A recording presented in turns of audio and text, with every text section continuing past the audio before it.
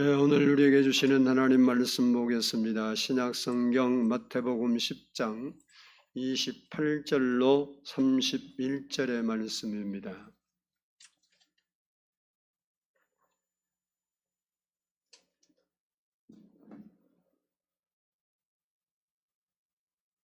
마태복음 10장 28절로 31절, 신약성경 16페이지입니다. 저와 한 절씩 교독하도록 하겠습니다. 몸은 죽여도 영혼은 능히 죽이지 못하는 자들을 두려워하지 말고 오직 몸과 영혼을 능히 지옥에 멸하실 수 있는 이를 두려워하라. 참새 두 마리가 한 아스타리온에 팔리지 않느냐. 그러나 너희 아버지께서 허락하지 아니하시면 그 하나도 땅에 떨어지지 아니하리라. 너희에게는 머리털까지 다 세신 바 되었나니 두려워 말라. 너희는 많은 참새보다 귀하느니라. 아멘. 이 시간에는 성가대 찬양이 있겠습니다.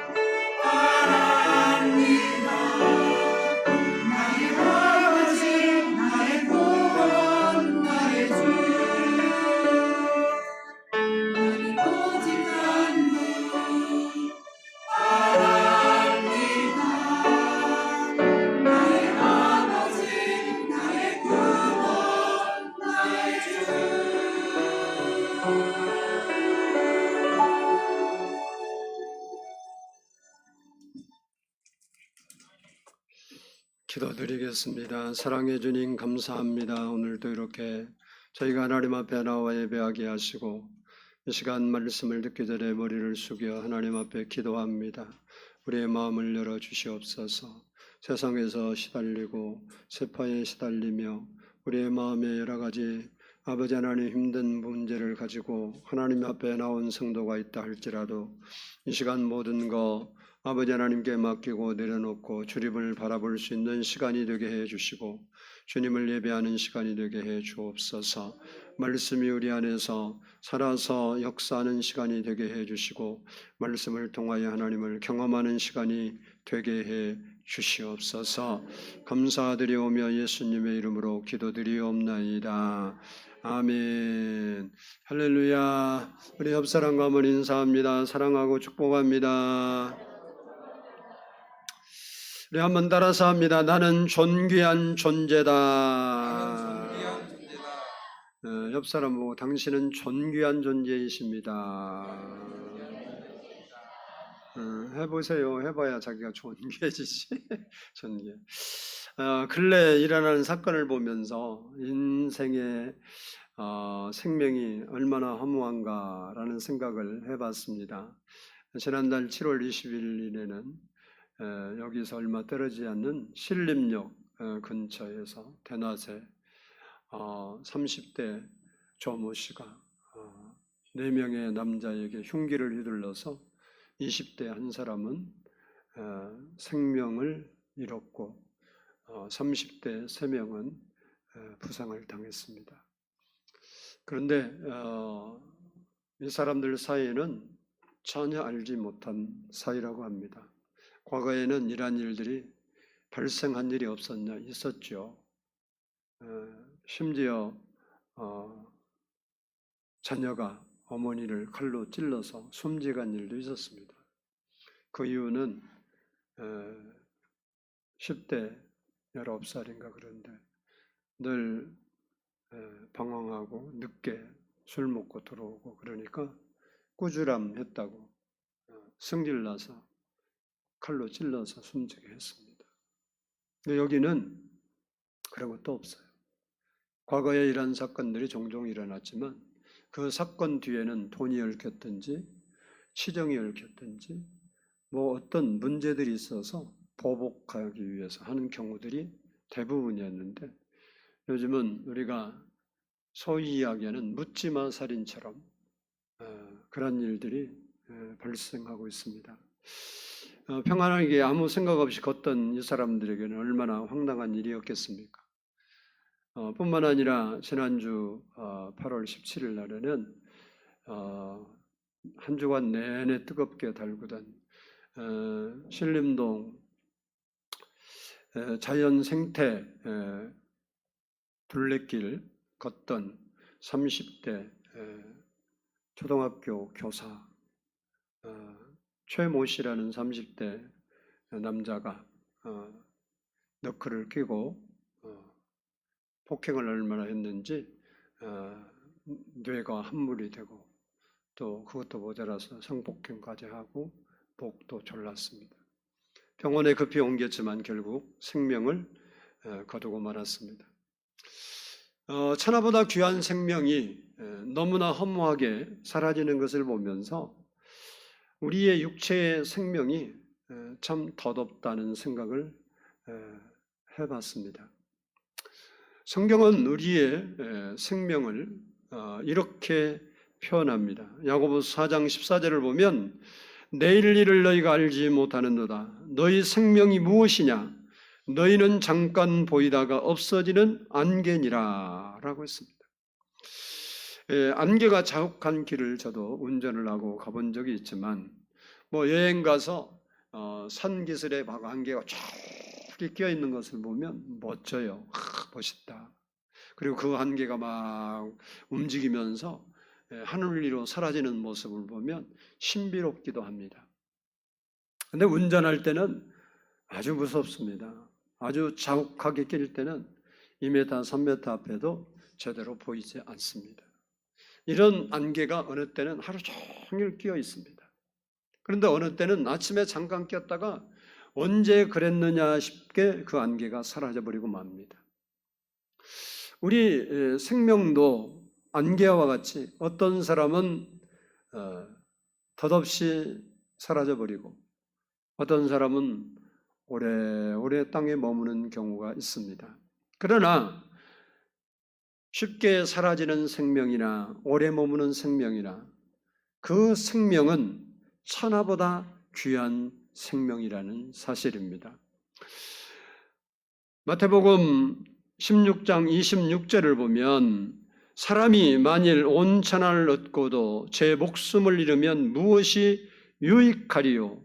사람이 무엇을 주고 제 목숨과 바꾸겠느냐라고 했습니다.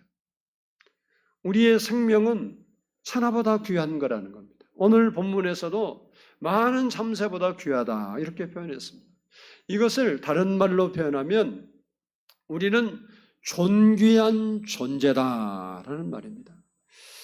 오늘은 왜 우리가 존귀한 존재이고 존귀한 존재는 어떻게 살아야 하는지를 살펴보면서 은혜를 나누기를 원합니다.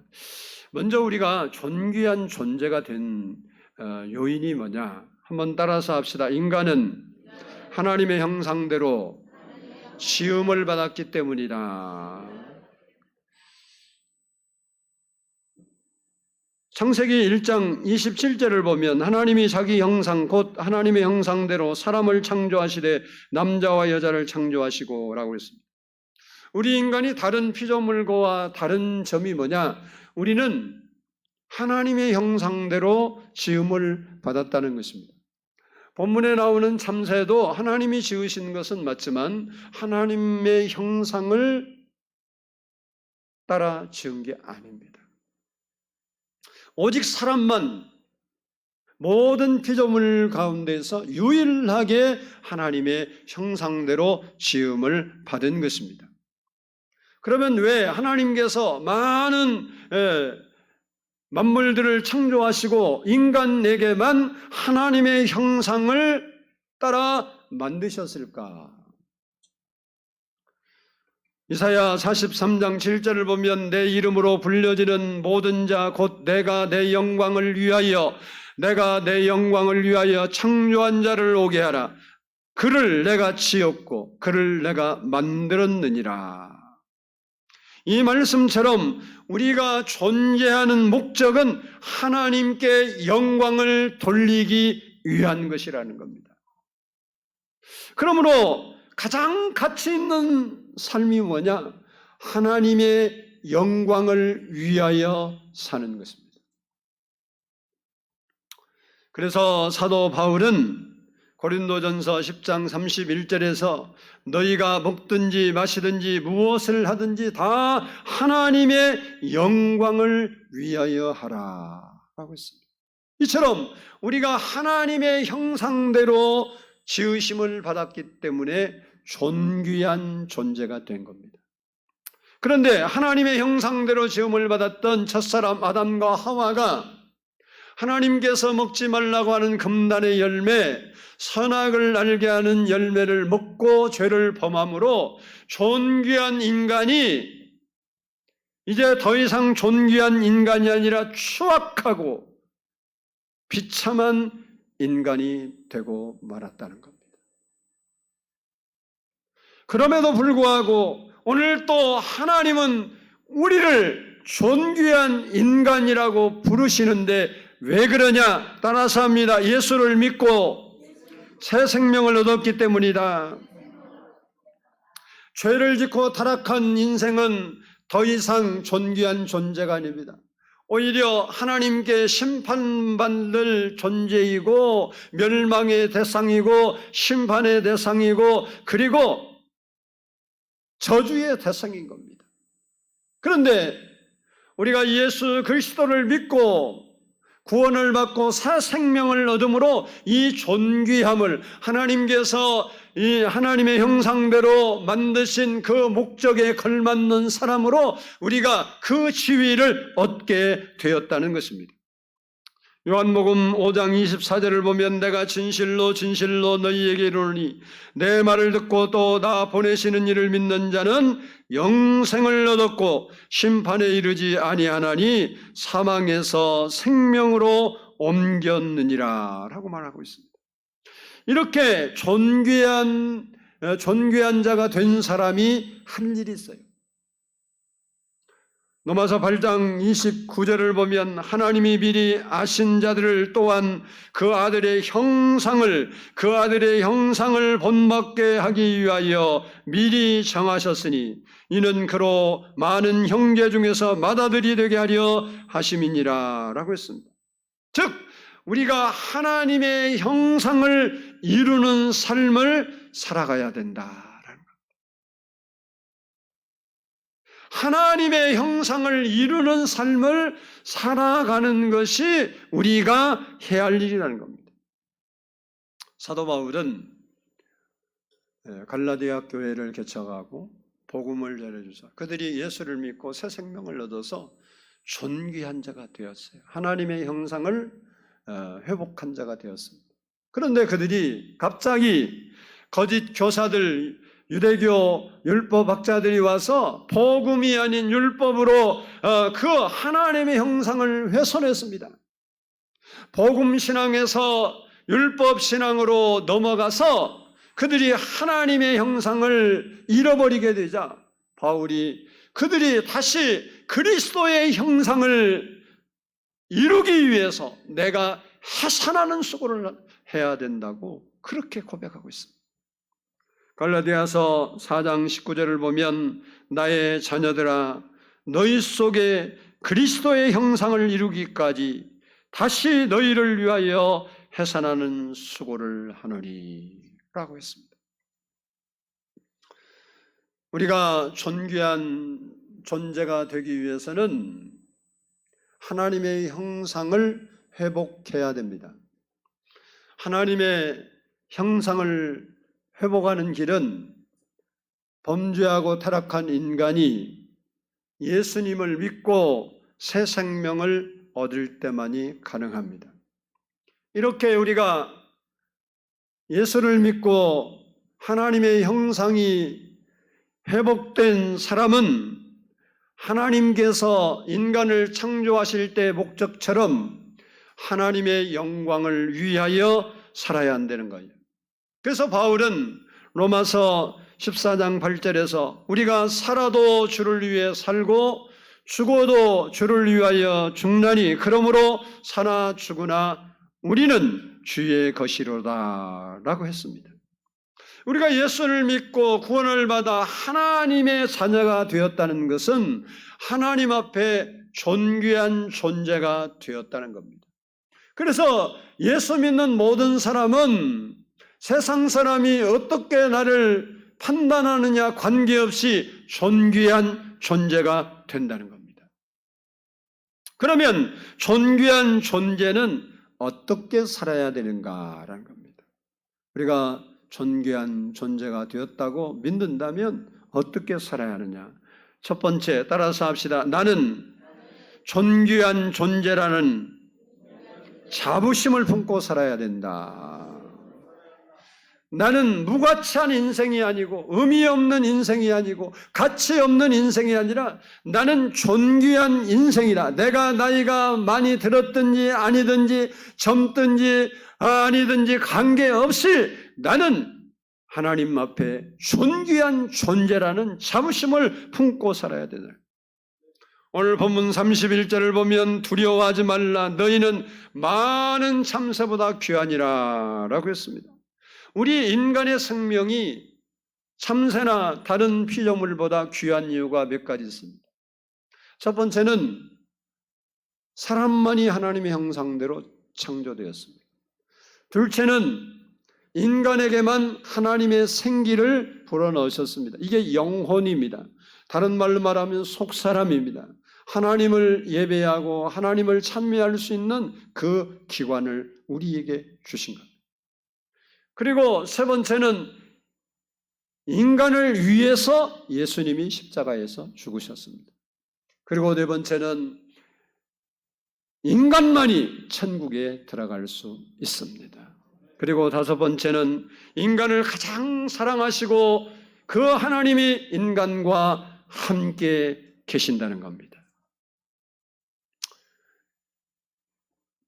참새가 아무리 많아도 이 세상에 참새를 다 모아놔도 하나님의 자녀 한 사람의 생명보다 귀하지 않습니다.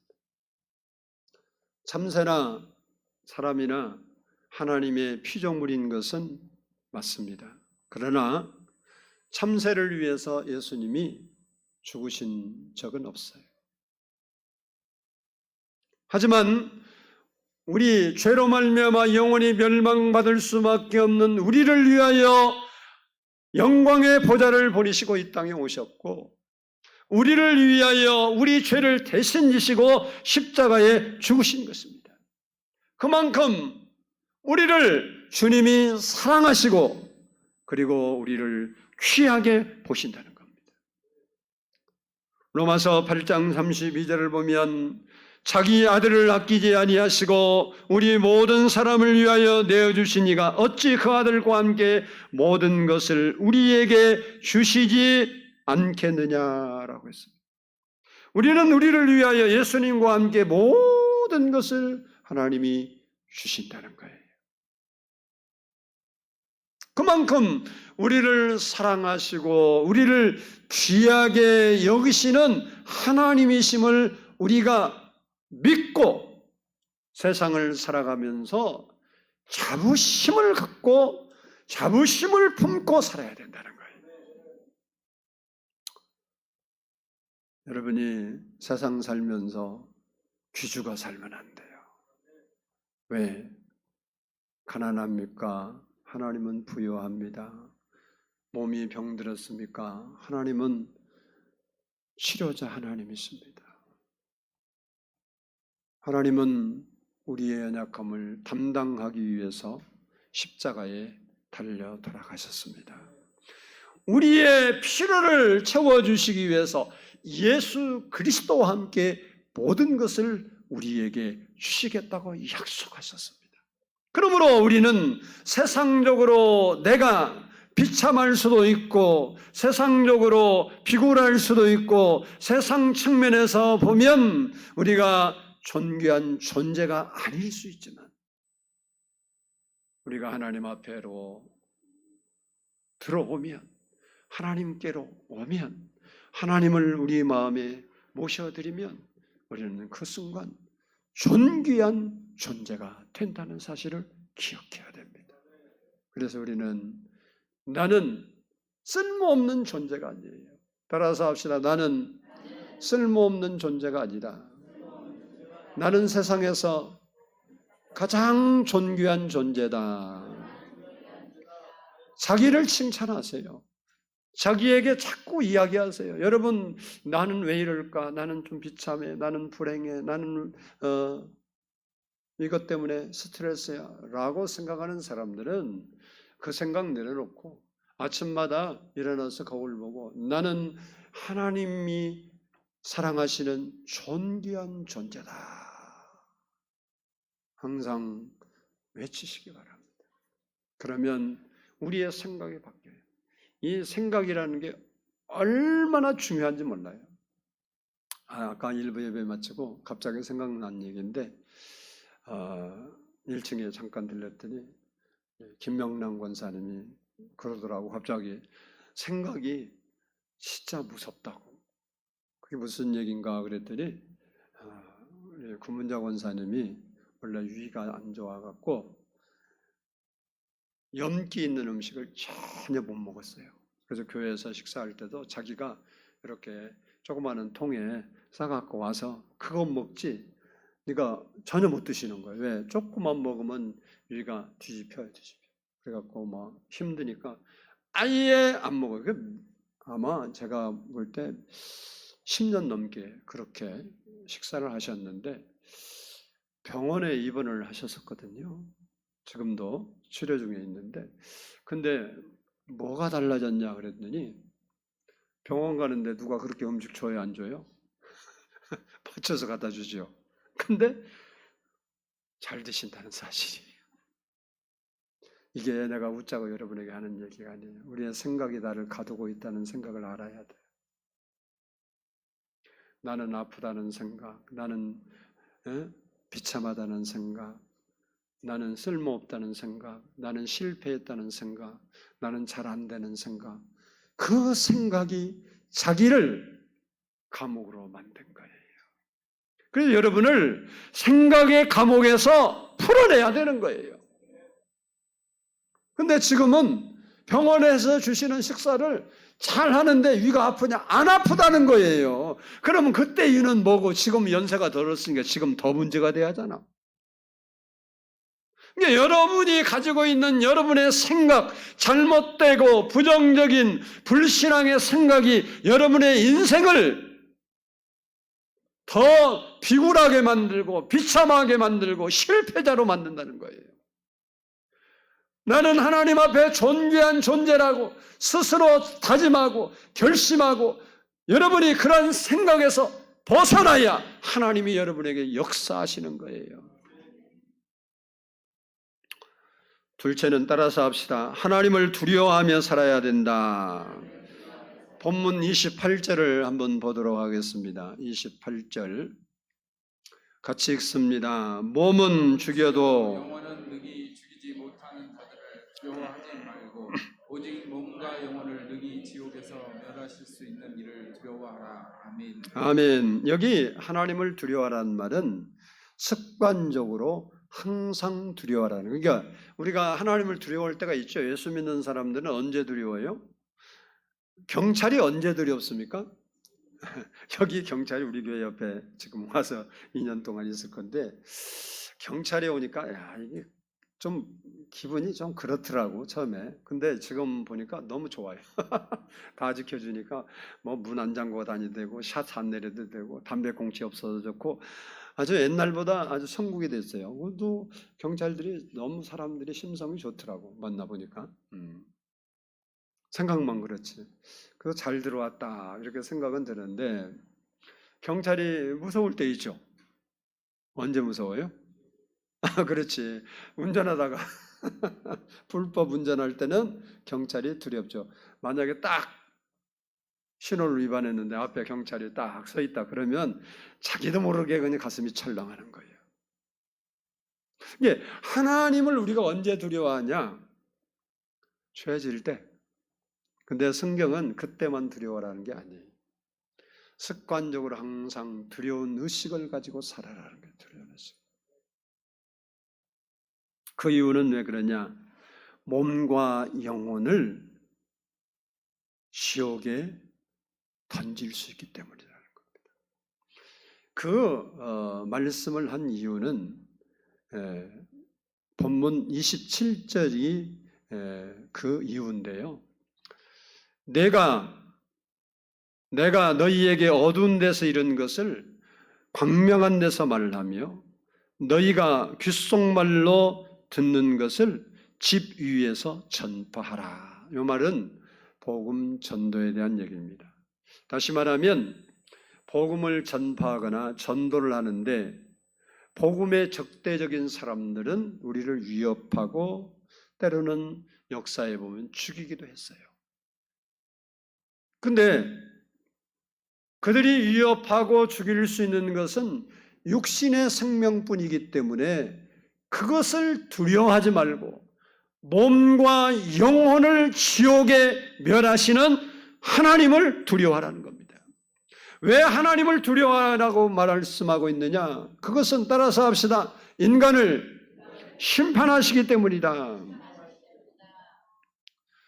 히브리서 9장 27절을 보면 한 번 죽는 것은 사람에게 정한 것이요 그 후에는 심판이 있으리니 그랬습니다. 사람들이요 죽는 것을 부정할 사람은 한 명도 없어요. 나는 안 죽을 거야 그렇게 사는 사람이 있습니까? 아니에요.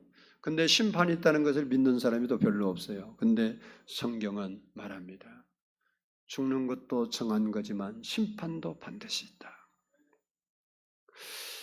그리고 마태복음 26장 10장 26절을 보면 그런즉 그들을 두려워하지 말라. 감추인 것이 드러나지 않을 것이 없고 숨은 것이 알려지지 않을 것이 없느니라.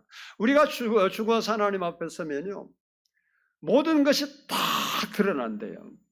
여러분 마음속에 혼자 비밀처럼 간직하고 있는 것은 하나님 앞에 가면 다 드러납니다. 그래서 하나님께서 그러한 것을 보시고 천국 갈 사람을 천국에 들이시고 지옥 갈 사람을 영혼과 몸과 영혼을 지옥에 던지신다는 거예요.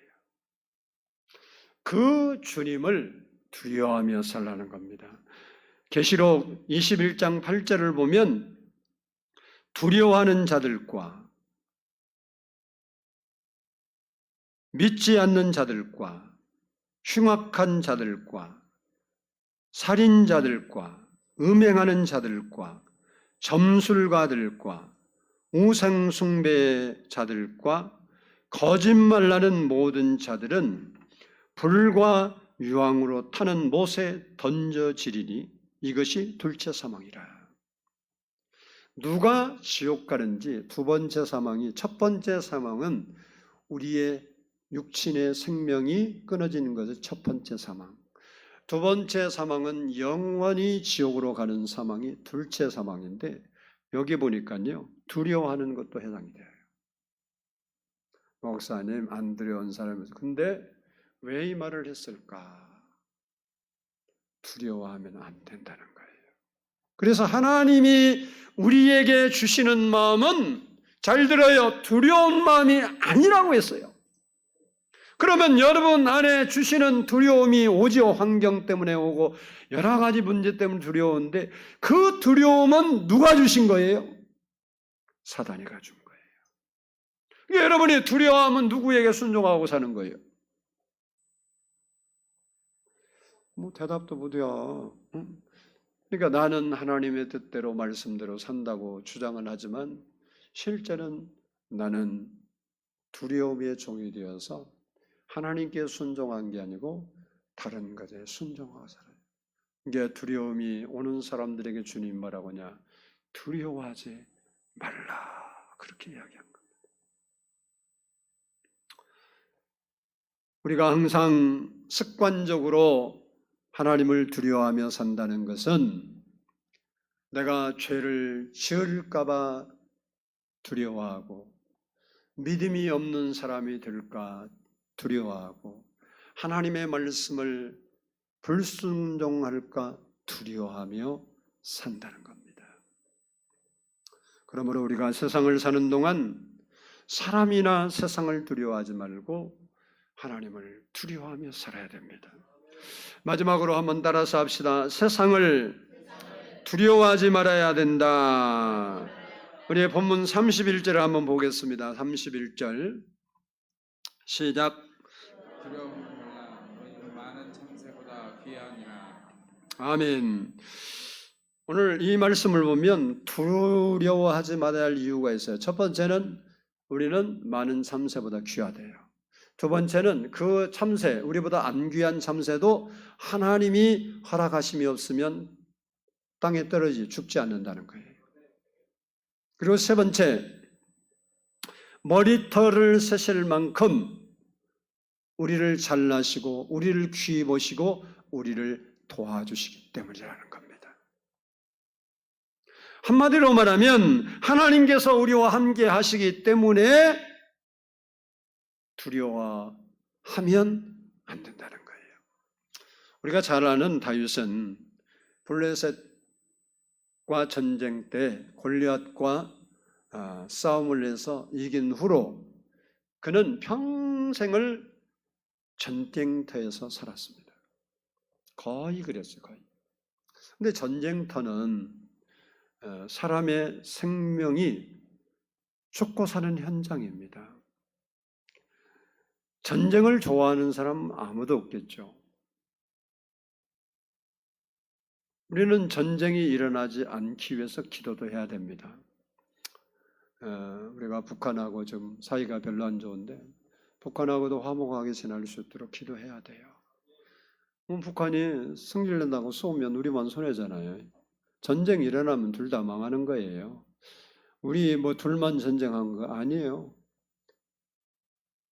우리 뒤에는 자유민주주의가 있고 거기서 또 개입할 거고, 또 저쪽에는 러시아나 중국에서 개입할 거고.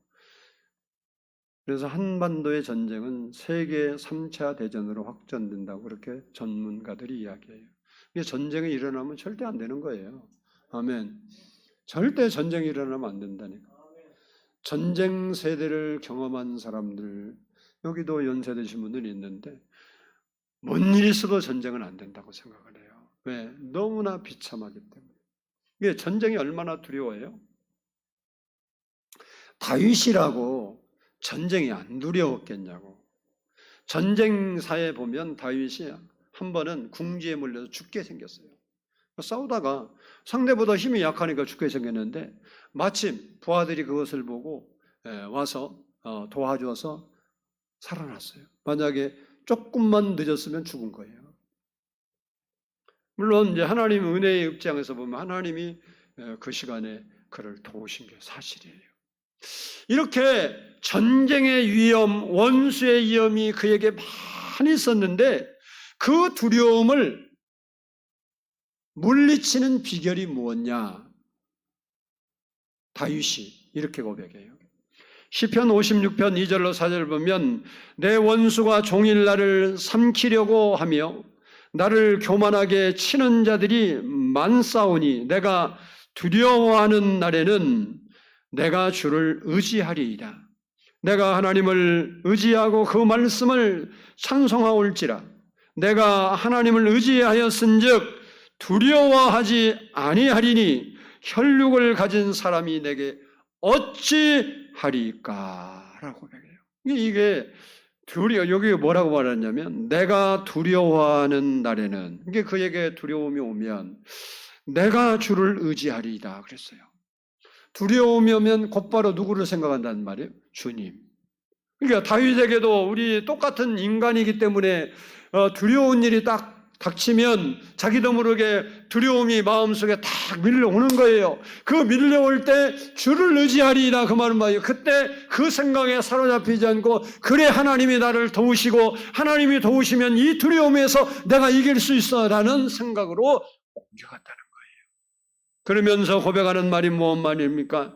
혈육을 가진 사람이 내게 어찌하리요? 왜? 내가 하나님을 의지하였은즉 두려워하지 아니하리로다. 즉 하나님께서 자기와 함께 하시고 자기를 도와주시기 때문에 그 하나님을 자기가 의지하고 신뢰하기 때문에 두려움을 이겼다는 겁니다. 미국에 JC 페니 백화점이라는 체인점이 있습니다. 이 백화점은 JC 페니가 세운 백화점입니다. 이 페니는 백화점 왕이라고 그렇게 불리기도 한 사람입니다. 이 사람은 목사의 아들입니다. 목사의 아들인데 사업을 하다가 실패를 해서 재정적 위기를 만나서 자살 직전까지 갔습니다. 얼마나 충격이 컸던지 정신질환이 생겨서 미시간주에 있는 배틀 크릭이라는 격리병원에 입원도 했어요. 그러니까 상태가 그 실패로 인해서 상태가 얼마나 심각한지 알겠죠. 어느 날 병원에서 어디서 찬송 소리가 들리는 거예요. 그래서 자기도 모르게 그 찬송에 끌려서 자기 마음에 다가오니까 떠벅떠벅 걸어가 보니까 조그마한 교회에서 찬송 소리가 들리는데 382장 너 근심 걱정 말아라 주 너를 지키리 라는 찬송이 흘러나오는 거예요. 그 찬송을 듣고 힘을 얻어서 마비된 심령, 그는 누구라고 했어요? 목사 아들이었어요. 목사님의 아들이었다. 그러니까 어려서부터 하나님을 알고 어려서부터 하나님이 함께 해주시고 도와주신다는 걸 늘 듣고 살았던 사람인데도 불구하고 마음이 다 실패하고 해서 심령이 마비돼 버렸는데, 하나님을 찾는 심령이 마비됐는데, 너 근심 걱정 말아라. 주 너를 지키니 어느 때나 아무 데나 너를 지킨다는 이 찬송을 들으면서 회복을 받고 심령의 새 빛을 얻게 되었어요. 다시 말하면 하나님이 나와 함께 하시고 하나님이 나를 지켜주시고 하나님이 나를 도와주시기 때문에 내가 이 실패에서 일어날 수 있다는 희망을 얻게 된 거예요. 그리고 새롭게 시작해서 백화점 왕이라는 칭호를 듣게 된 것입니다. 하나님은요, 하나님을 신뢰하지 못하고 두려워하는 사람들에게 이렇게 이야기해요. 잘 들어보세요. 이사야 51장 12절로 13절을 보면 너는 어떠한 자이기에 죽을 사람을 두려워하며 풀같이 될 사람의 아들을 두려워하느냐. 하늘을 펴고 땅의 기초를 정하고 너를 지은 자 여호와를 어찌 잊어버렸느냐. 하늘을 펴고 땅의 기초를 정하고 너를 지은 자 여호와를 어찌하여 잃어버렸느냐. 어찌하여 잃어버렸느냐. 너를 멸하라고 준비하는 저 학대자의 분노를 어찌하여 항상 종일 두려워하느냐. 학대자의 분노가 어디 있느냐. 왜 너는 현실에서 일어나는 그 환경만을 보고 왜 두려워하느냐. 천지 만물을 지으시고 너를 도와주시기 위해서 십자가를 지신 예수 그리스도는 어디다 두었느냐. 왜 잊어버렸느냐. 왜 잊어버렸느냐. 너는 왜 나를 신뢰하지 않느냐. 왜 세상을 두려워하느냐. 이렇게 묻고 있는 거예요. 여러분은 환경만을 보고 두려워하고 걱정하고 낭망하고 절망하고 내 인생은 안 되나 봐 그리고 살아가고 있지는 않습니까? 하나님은 우리에게 말합니다. 오늘 본문의 말씀처럼 하늘을 펴고 땅의 기초를 정하고 너를 지으신 너의 하나님, 너를 도우실 너의 하나님을 왜 잊었느냐? 왜 잊었느냐? 왜 잊었느냐? 왜 내 마음에 그분을 신뢰하는 믿음이 없느냐? 그분을 의지하는 믿음이 없느냐? 그분의 도우심을 청하는 믿음이 없느냐? 왜 잊었느냐? 이렇게 묻고 있습니다.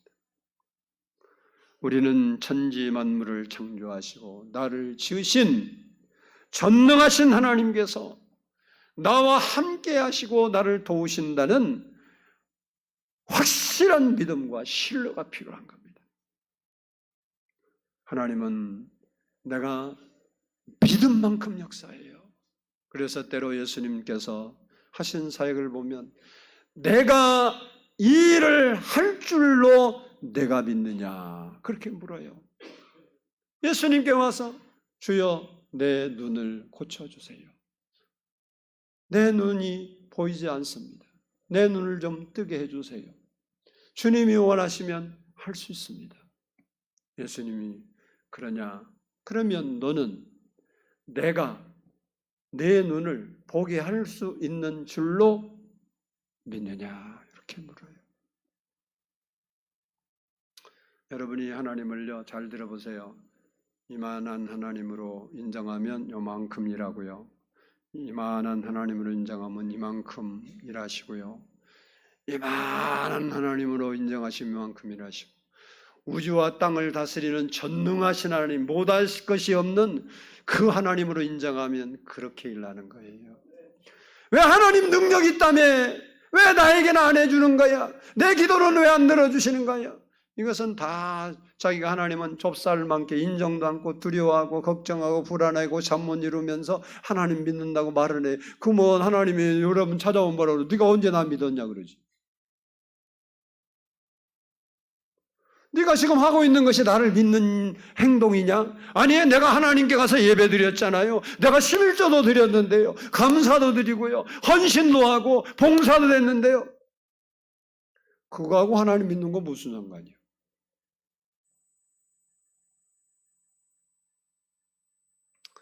우리가 하나님을 신뢰하고 인정한 만큼 하나님이 나를 위해 일한다는 걸 잊지 마세요. 내가 하나님을 인정한 만큼 하나님이 역사한다는 걸 잊지 마세요. 확실한 겁니다. 이사야 41장 10절을 보면 두려워하지 말라. 내가 너와 함께함이라. 놀라지 말라. 나는 내 하나님이 됨이라. 내가 내 하나님이라는 거예요. 내 하나님. 내가 너를 굳세게 하리라. 참으로 너를 도와주리라. 참으로 나의 오른손으로 너를 붙들리라 라고 말하고 있습니다. 예수님께서도 제자들에게 말했습니다. 내가 세상 끝날까지 너희와 항상 함께 있으리라. 전능하신 하나님이 여러분과 함께 하신데 여러분은 대대처 여러분의 생각은 어디에 머물러 있습니까? 그 하나님을 진짜 인정이나 하십니까? 그 하나님이 여러분의 삶의 현장에 오셔서 역사하실 것을 믿습니까?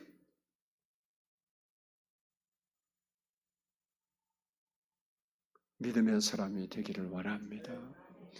교회를 출입하는 사람이 아니라 전능하신 하나님을 신뢰하고 확신하고 믿는 그 하나님이 나와 함께 하시고 그 하나님은 나를 도우시고 세상 끝날까지 나를 도우시고 함께 하실 거라고 확실한 믿음을 가져야 되는 겁니다. 바라기는 나는 하나님이 사랑하시는 존귀한 존재다라는 사실을 잊지 말고 세상을 두려워하고 환경을 두려워하지 말고 질병을 두려워하지 말고 질병이 사람을 죽이는 것 같지만 그렇지 않아요. 저는 자연인이라는 프로를 가끔 잘 봐요. 저 사람 왜 저기 가서 저렇게 사나. 근데 산이 좋다고 살아가는 그 사람들을 보면요. 어떤 사람 암 걸려갖고 죽는다고 판정 내는데 항암하다 보니까 이러다 내가 항암하다 죽게 생겼네. 그리고 이거 모르겠다. 내가 자연에 가서 살다가 죽으면 죽고 살면 살겠다. 그리고 산에 가서 어떤 사람은 그러더라고요. 자기가 처음에 와서 기어서 다녔대. 기어서. 무릎도 아프고 어디 아파. 근데 방송에 출연할 때 보면 막 날아다녀. 산을 같이 간 사람들이 젊은이지 뭐 승훈인가 하고 또 두 사람인데요. 좀 프로가 달라요. 그러니까 자연인인데 가다 보면 날아다녀. 못 따라가 젊은 애들이. 근데 자기가 그래요. 처음에는 자기가 여기 들어올 때 무릎 아프고 막 이렇게 몸이 안 좋아서 산을 기어다녔대. 근데 뭐 가서 병원 치료도 안 받는데 거기서 모든 세상 거 다 근심 걱정. 이제 거기 가서 근심 걱정할 것도 없잖아요. 혼자 사는데. 그러다 보니까 회복되어서 자기 그렇게 되었다고. 자연이 자기 살렸다고. 사람이 생각이 그렇게 중요한 거예요. 여러분이 세상 두려워하지 말고 하나님 두려워하면서 하나님의 도우심을 받아서 멋지고 의미 있고 가치 있는 인생을 살아가시기를 축복합니다. 기도하겠습니다. 사랑의 아버지 하나님 감사합니다. 오늘도 이렇게 저희가 하나님 앞에 나와서 예배할 수 있도록